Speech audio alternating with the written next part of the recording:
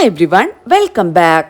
കഴിഞ്ഞ ദിവസം ബിഗ് ബോസിൽ ലാലേട്ടൻ മസ്താനിയെ പറ്റി പരാതി പറഞ്ഞവർ ആരൊക്കെയെന്ന് ചോദിച്ചിരുന്നു.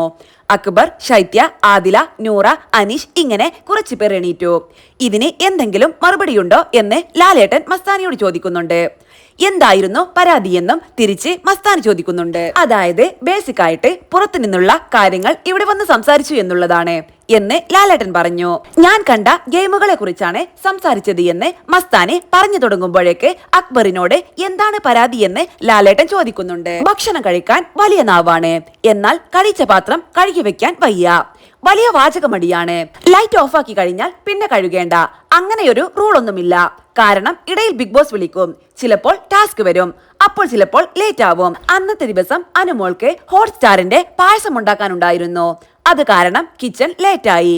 അനുമോളുടെ പായസം ഉണ്ടാക്കി കഴിഞ്ഞ് പയ്യെയാണ് ജോലിയിൽ കയറുന്നത്.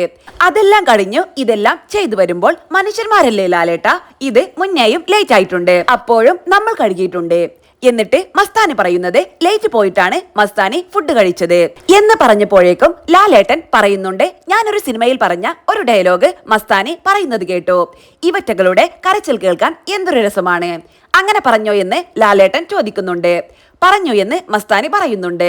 പിന്നീട് ശൈത്യ പറയുന്നുണ്ട്, പുറത്തുള്ള കാര്യങ്ങൾ ഇവിടെയുള്ള ഫാമിലിയുടെ പേഴ്സണൽ കാര്യങ്ങൾ വന്ന് പറഞ്ഞ് അവരെ ട്രിഗർ ചെയ്തിട്ട് ലാസ്റ്റ് അവരോട് വളരെ മോശമായിട്ടുള്ള രീതിയിലുള്ള വേർഡ്സ് യൂസ് ചെയ്തു എന്നാണ് ഞാൻ എഴുതിയത്.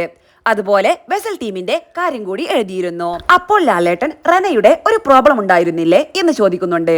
അതെ, റെനയുടെ ഫാമിലിയുടെ കാര്യം എടുത്തിട്ടു, ബോയ് ഫ്രണ്ടിന്റെ കാര്യം എടുത്തിട്ടു, മോശമായിട്ടുള്ള ലാംഗ്വേജ് യൂസ് ചെയ്തു. അതുപോലെ വെസലിന്റെ കാര്യമാണെങ്കിൽ പോലും അന്ന് പോയി കഴുകിയിരുന്നെങ്കിൽ അവിടെ അത്രയൊരു ഇഷ്യൂ ഉണ്ടാവില്ലായിരുന്നു. റെനയെ പറ്റി എന്താണ് പറഞ്ഞത് എന്ന് വീണ്ടും ലാലേട്ടൻ ചോദിക്കുന്നുണ്ട്. അതായത് ബോയ് ഫ്രണ്ടിന്റെ കാര്യം പറഞ്ഞിട്ടുണ്ടായിരുന്നു. നിന്റെ ബോയ് ഫ്രണ്ടിന്റെ ഫാമിലിയൊക്കെ ഇത് കണ്ടിരിക്കുവാണ്. അതുപോലെ അറബി കല്യാണത്തെ കുറിച്ച് പറഞ്ഞിട്ടുണ്ടായിരുന്നു. ശേഷം ലാലേട്ടൻ ചോദിക്കുന്നുണ്ട്, എന്താണ് മസ്താനി ഇതൊക്കെ? നമ്മൾ എല്ലാം വന്ന് കണ്ട് മനസ്സിലാക്കുന്നതിന് മുൻപ് ഇങ്ങനെയാണോ പെരുമാറേണ്ടത്? അതായത് പുറത്തെ കാര്യങ്ങൾ ഇവിടെ പറയരുത് എന്ന് വാണിംഗ് തന്നിട്ടും എത്ര പ്രാവശ്യം ബിഗ് ബോസ് നേരിട്ട് പറഞ്ഞു? 3 പ്രാവശ്യത്തിൽ കൂടുതൽ പറഞ്ഞുവെന്നാണ് ഞാൻ മനസ്സിലാക്കുന്നത്. ലാലേട്ടനോട് പോലും അവൾക്കൊരു പുച്ഛം പോലെ അല്ലേ? മസ്താനിയെ കുറിച്ച് പരാതി പറയാത്തവർ ഉണ്ടോ എന്ന് ചോദിക്കണം. ആരും തന്നെ ഉണ്ടാവില്ല, എല്ലാവർക്കും പരാതിയാണ്. മസ്താനി ഇനി മുതൽ പരാതിപ്പെട്ടി എന്നറിയപ്പെടും.